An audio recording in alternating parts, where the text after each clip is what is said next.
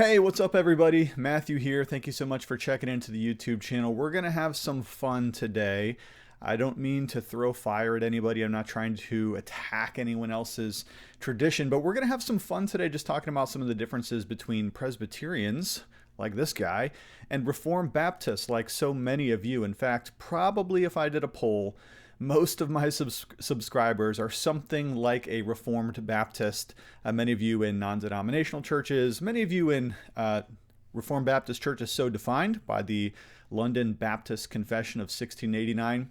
Of course, many of you are also Presbyterians too, but interestingly enough, I know my subscriber base, and a lot of you are not Presbyterian, and that's totally cool, so we're going to have some fun today. By the way, if you like the thumbnail, Mike Tyson's Punch-Out was my favorite game when I was a kid, the old Nintendo, so thus the thumbnail for this particular video. And look, I want this to be kind of a fun, friendly fire type video here, in which of course, I'm going to defend the Presbyterian tradition. What else would you expect me to do? I am a Presbyterian. And yet at the same time, I can honestly tell you, I love you who are my Reformed Baptist friends. I mean you no harm in this video. In fact, my very best friend, my friend who we grew up together just a couple of blocks apart. We went to kindergarten, high school, seminary, all the way through, and yet he is a Reformed Baptist, and he's my best friend my whole life long. So I mean no harm or ill towards my Reformed Baptist friends, but nevertheless, I am going to stick you with what I think are 5 points in which, not those 5 points, in which our polity, our ecclesiology, is better than Reformed Baptist polity or ecclesiology. Now let's just frame this conversation up here for just a moment, because a polity for some of you might be the most boring aspect of church life. Polity is kind of the internal functioning of the government of a church, and maybe you're totally not interested in that. But let's just remember here that ecclesiology is the study of the nature of the church, and polity is a subset of ecclesiology. So technically, we're still doing the work here of systematic theology. So we have systematic theology as the main overarching category. We have ecclesiology under that, and then a polity is part of ecclesiology. So when we're discussing these things, we're not just talking about boring, dry, dusty, old, irrelevant book of order from 1800s type stuff. We're talking about the very relevant and pressing issue of how churches work and whether or not they function, A, biblically, and B, in order. Is there real process and order within the life of the church? If not, what's the opposite of order? Chaos, right? And nobody wants chaos in their church. So I'm going to give you today 5 reasons why I think we do it better, but I'd love to hear back from you. In fact, this is an invitation. If you got a podcast, if you got a YouTube channel, hit me right back, man. I can take it. The only thing I don't really want from this video is a bunch of Karens to get in the comments and just complain about the fact that Christians are fighting. Nobody's fighting here. We're not arguing in sort of a vehement way, vitriolic, getting frustrated. No, we're just talking about things of importance here, okay? So, honestly, look, you're in the church that you think is right. I'm in the church that I think is right. So let's discuss these things. I think we should probably be in the church or the denomination that we think best comports with biblical standards. And if your way is better than mine, then I'm open to hear it. If our way is better than yours, well, let's discuss it. Anyway, thanks for checking in. My name is Matthew. I am the pastor at Gospel Fellowship PCA, actually one of two. We have another wonderful pastor, Associate Pastor David O'Leary. He's here too. We'd love for you to come visit us in real life. Gospel Fellowship PCA is a Reformed, Bible-believing Presbyterian church just north of Pittsburgh. If you're anywhere in the area, please come check us out in real life. All right? Well, let's get into it with an observation. And here comes the first shot across the bow, okay? So, and again, tell me if I'm wrong. My observation is that there are more Reformed Baptist churches than there used to be. And I think what's happening here is a good thing, a very good thing. A lot of young guys, young pastors, young ministers, they're keeping up on the Twittersphere, the Twitter and the socials and the Facebook groups and the YouTube channels.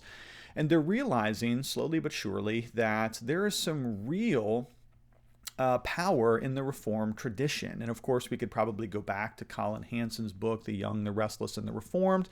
And he identified there a lot of reasons why this sort of resurgence in Reformed theology has happened in the last, I don't know, has it been 20, 25 years now?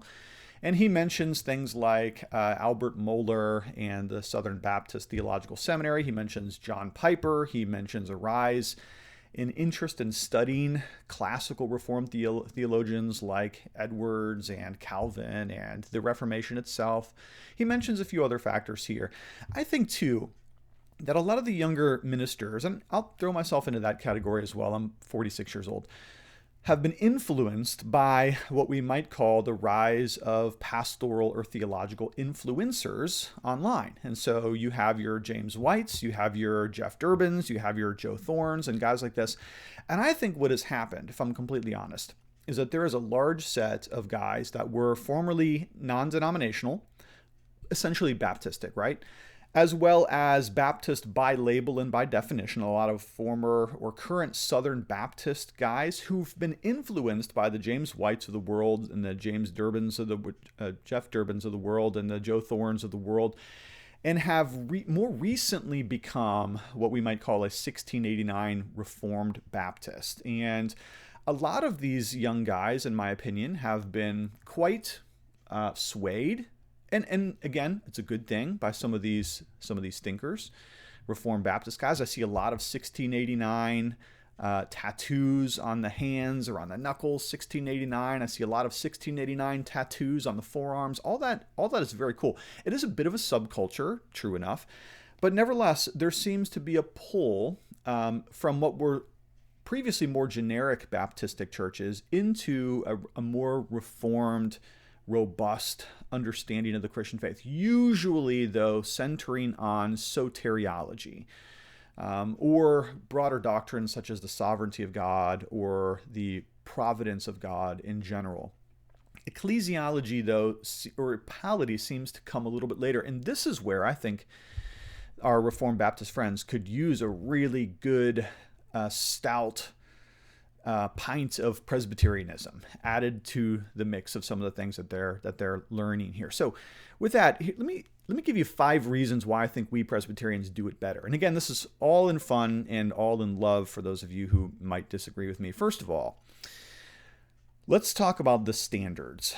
Now, we Presbyterians have the Westminster Confession of Faith of 1647, as well as it contains the main confession, as well as a larger catechism and a shorter catechism.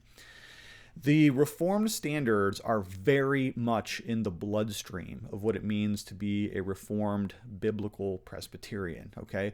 We've been doing creeds and confessions since creeds and confessions were cool, okay? This is not new to us. This is something, again, that is just richly in the air in Presbyterian churches. It is deep into the bloodstream of the Presbyterian ethos.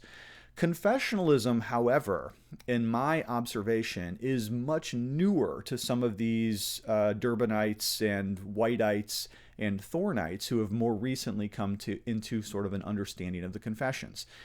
And though I don't belong to a 1689 church myself, obviously as a Presbyterian, my assessment of this is that confessional understanding, for the most part, is still very thin in a lot of these 1689 churches. And what I mean by that is this. Presbyterians have a very long history of discussing, teaching on, writing books about, teaching classes on, and catechizing our children in the solid doctrine of the Reformed confessions, with the Westminster primarily in mind here. Moreover, even when a minister is ordained as a Presbyterian, he has to go through what is essentially his ordination trials or his ordination exams.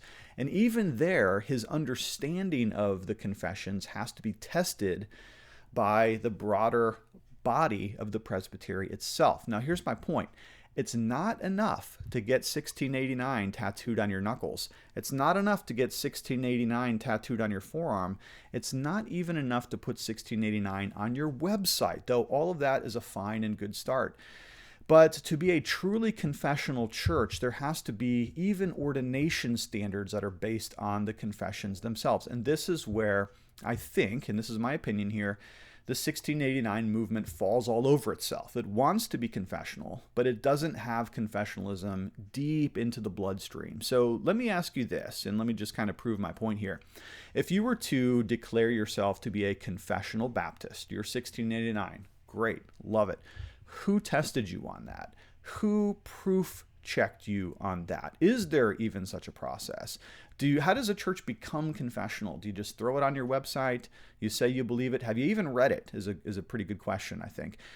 So in Presby world, one of the things that we do is when we ordain a minister or we receive a minister by transfer into our particular presbytery, we actually grill him on the confession itself. You may say you have no exceptions to your confessional standards, but that's not actually your prerogative to merely declare. It's the brothers, it's the presbyters, it's the fellow elders who actually check that box to make sure you don't have exceptions to your confessional standard, because this happens all the time. A guy says he believes a particular confession, and then you drill him about a few questions on that matter, and you find that there's exceptions leaking out all over the place, because maybe he hasn't understood his own confession. Maybe he's being duplicitous and saying something that he's claiming to believe something, but he actually doesn't. Or maybe just, honestly, he's just not as familiar with some of the confessional language. It is historically rooted and moored in a different era, of course. And so sometimes we think we understand what the confession is saying, but actually there's a different reading, a better reading, and it takes some of the brothers within the presbytery to draw that out. And so one of the processes that we have as Presbyterians that I don't think most of you Reformed Baptists have is the process of defending your exceptions. If you say you have no exceptions, fine, but you're still going to be tested on that. You're going to be grilled on that to see if any leak out. If you do have exceptions, you have to state them in writing to determine whether or not they're permissible. And who's going to make that determination? The congregation, the hiring board, the hiring committee that's been tasked with finding a new pastor? Well, it would probably need to be somebody who's been through that process themselves. In other words, there's a sort of iron sharpens iron thing that must take place here when determining whether or not you truly do have exceptions. Because again, you may say you don't, but under further examination, you actually do. And so I would just argue that confessionalism, a strong, robust understanding of the confessions and their role in the life of the family in terms of children's catechism, in the life of the church in terms of formal doctrine, and in terms of ministerial credentialism or ordination, is more robust in the Presbyterian tradition than it is in the Reformed Baptist world. Number two, speaking of the ordination process, I have a real bone to pick with 1689 Reformed Baptist churches. And again, all in fun, hit me back, make a podcast about me, that's totally cool. But I think our process for ordination is better than yours. In fact, I think ours is far more safeguarded and stout when it comes to training of the minister and the testing of the minister. So we already mentioned this a little bit in the first point about standards. How is a 1689 Baptist pastor ordained? What process does he go through? What rigor is there in the trials and the examinations of such ordination? I'm going to guess that most of the time it's really just a search committee of the local church that calls the pastor. And then, of course, some kind of congregational vote or approval. There may be a test sermon or something like that. The pastor comes through for the weekend, he preaches, and he chats people up over a couple breakfasts, and then the church calls him to be their pastor. Like, that is weak sauce compared to what Presbyterians do in order to test and examine a minister for ordination. First, way before a minister is ever called to fill a pulpit, he has to begin the process by going what we call under the care of the presbytery. In other words, he's going to be assigned a mentor. He's going to be assigned a training regime. Usually that training regime is going to be the seminary process, including the languages of Greek and Hebrew. So the academic standards are going to be cranked up to about a level 9.5 to 10. Sometimes there are some exceptions where life experience and other things like that may figure in as well. But usually we're going to take that education jack and we are going to make sure this guy is cranked up to a level of proficiency. And all of that comes in the undercare process. And we're still nowhere close to even having been assigned a pulpit yet. Let's assume, though, that a man goes through this process of being under care, and he graduates from seminary. He's proficient in the languages and church history and counseling and preaching and homiletics and hermeneutics and New Testament and Old Testament. He's got his Greek, his Hebrew. All of that stuff is legit. Okay, well, what happens next? Well, he's going to undergo a committee exam and by other presbyters, okay? Now, it's easy to impress I think, laypersons with your knowledge. You've got a few big words, throw out a little post-millennialism there, a little eschatology here, and all of a sudden people are impressed. Not so easy to impress a committee of men that have also been through that same standard of rigor. It's kind of like the difficulty you'd have, or I would have, if we tried to pass the legal bar exam or the medical bar exam. The problem is it's not just a collection of laypersons on the other side of that examination process. It's people that are themselves credentialed. Okay, so you just can't fake your way through a process like this. My committee exam was like 6.5 hours, almost without a break. I think we got a cup of coffee halfway through. But that's just the committee exam. After that, you have to stand before the entire presbytery. We're talking about standing before 40, 60, 80 men who've also been through this entire process, and they can ask you literally any question they want. They can ask you to exegete a passage. They can ask you to give an outline of the book of Hosea. They can ask you for Calvin's theology of the Lord's Supper. They can ask you about your own personal character.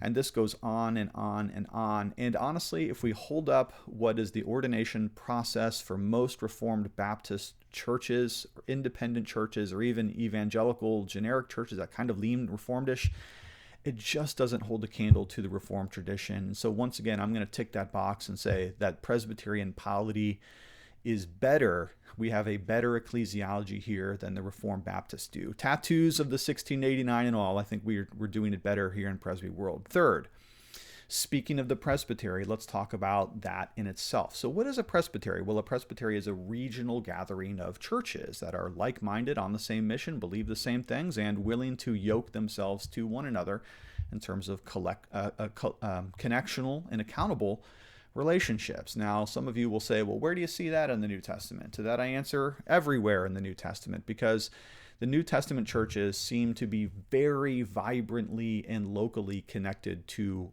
one another. I'll give you a couple of examples of presbyteries. Galatians 1, to the churches of Galatia, that was a presbytery. Revelation 2 and 3, the 7 churches in Asia Minor, that is a presbytery. In fact, if you look at the New Testament church, it's amazing how much interaction they have, dependence upon, trust upon, reliance upon, helpfulness to one another. Let me just rattle some off for you. Okay, Jerusalem sent teachers to Antioch in Acts 11:22.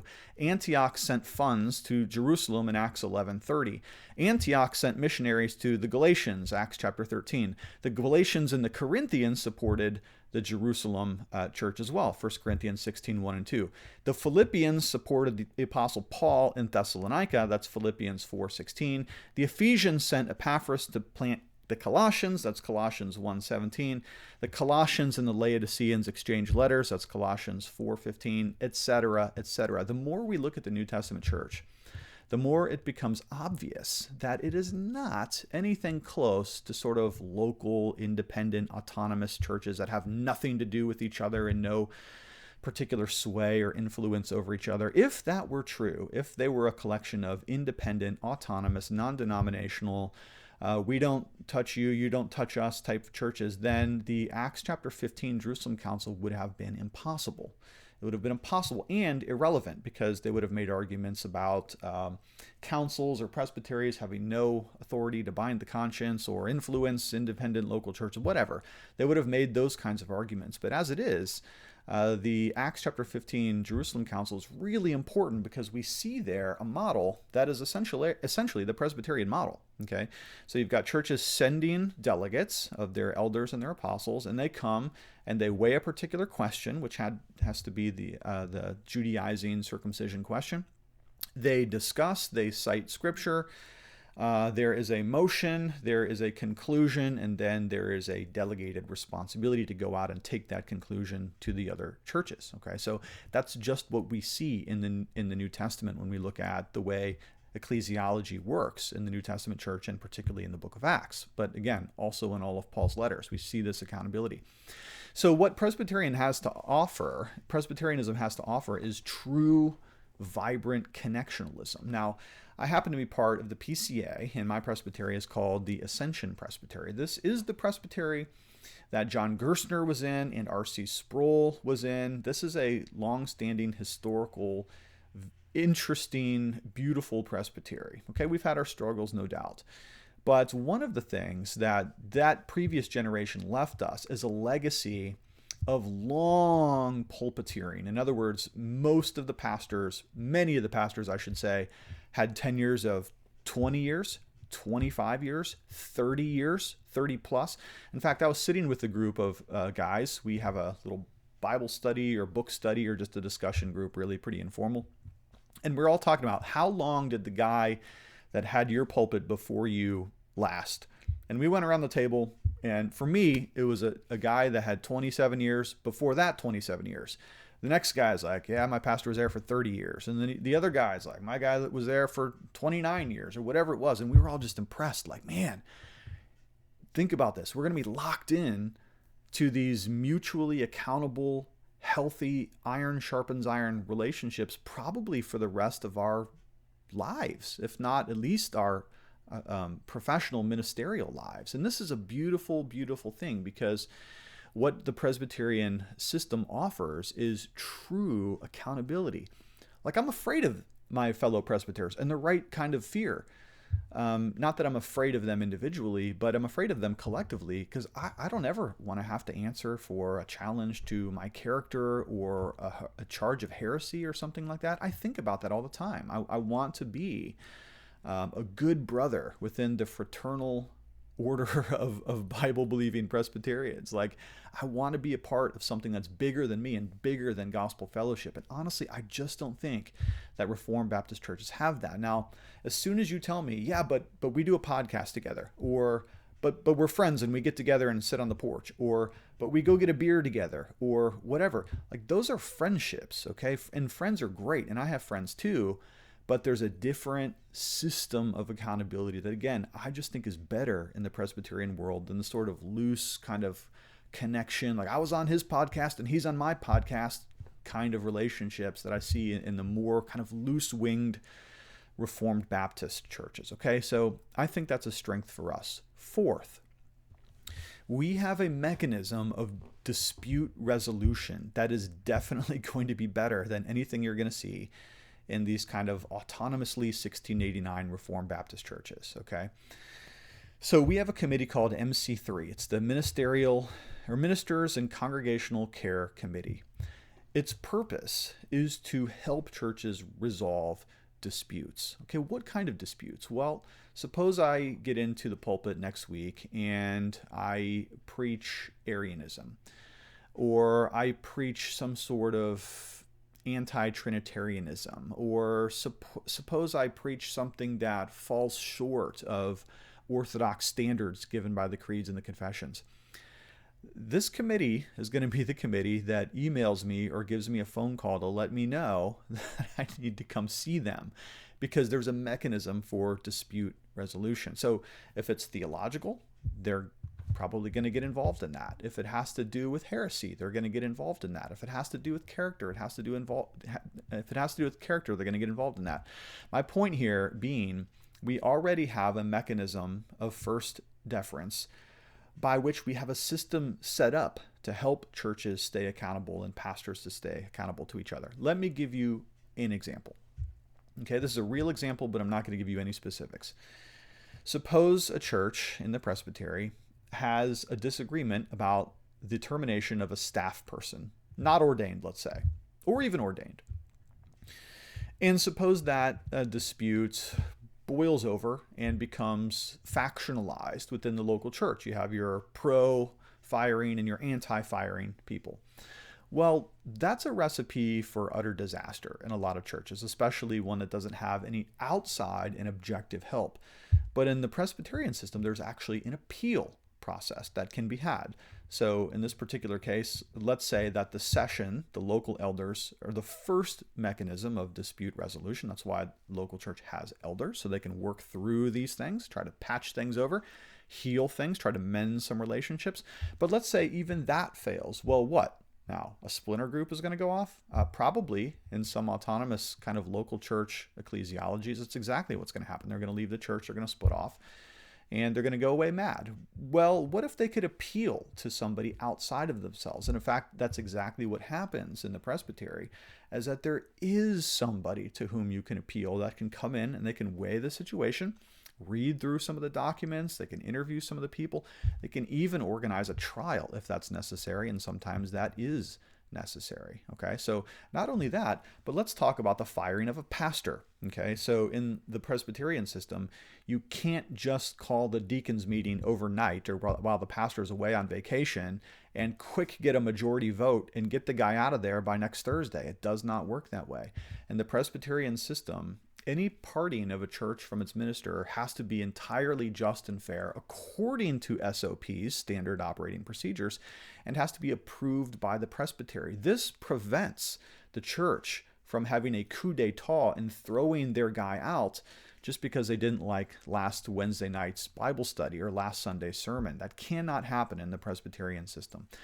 Am I saying that disputes and arguments never happen in the Presbyterian Church? Of course not. They happen all the time. But at least we have some kind of mechanism by which an outside, objective, but not uncaring body can come in and help resolve that particular dispute. Okay, so I don't see that as being realistic or even possible in Reformed Baptist churches. And so again, I'm going to give the green check to Presbyterian ecclesiology and say that we do that better than autonomous, though Reformed churches. Finally, I do want to go back to standard operating procedures with what we have in the form of a book of order, a book of church order. Now, again, you may say, hold on, beard hair. You may say that, I got a beard hair every once in a while in my mouth. You may say, now that's so boring. Who cares about church order and polity books? And where does all this stuff come from? Well, it comes through years and years of experience. And one of the things that Presbyterians have learned, not just over the generations, but over the centuries, is that some of the same problems come back up again and again. So when you have this right here, this is my book of church order done by the PCA. It gives us all of the mechanisms that we need to resolve the most common difficulties that come up in the life of the church. What is the elder board and what is it supposed to do? Well, that's defined in the book of church order. What is the deacon board? How does it differ from the elders? And what are they supposed to do to stay on track? Defined in the book of church order. How does one become a member of this church? What rights and privileges and prerogatives does a member have? Again, it's in the book of church order. Who qualifies for baptism? How do we baptize? And even this, how does a church disciplinary process work out so that it's entirely fair? Again, it's all been worked out by previous generations with the accumulated wisdom and knowledge that is given to us in the book of church order. You say, well, that sounds like extra biblicalism. That sounds like Phariseeism. No, that's just practical, everyday wisdom. It's the kind of things that churches have to figure out one way or another anyways. And so rather than each individual church kind of building its own bylaws and modifying these things, we do it together as a group, and we agree to live under the same system of polity and ecclesiology.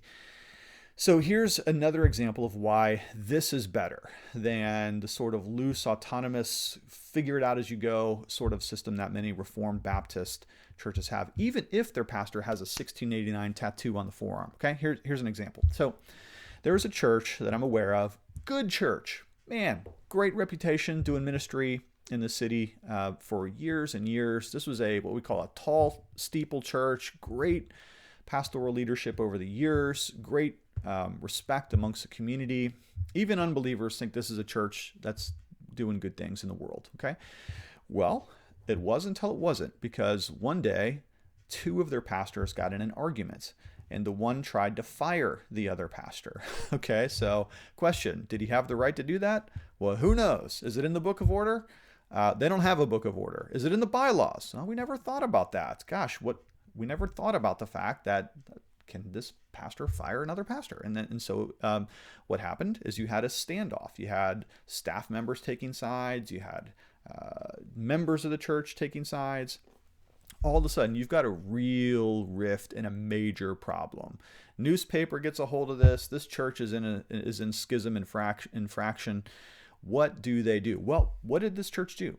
couldn't turn to a book of order because they don't have one. They had to hire some sort of corporate resolution or reconciliation firm to come in and help them out, which is like ridiculous.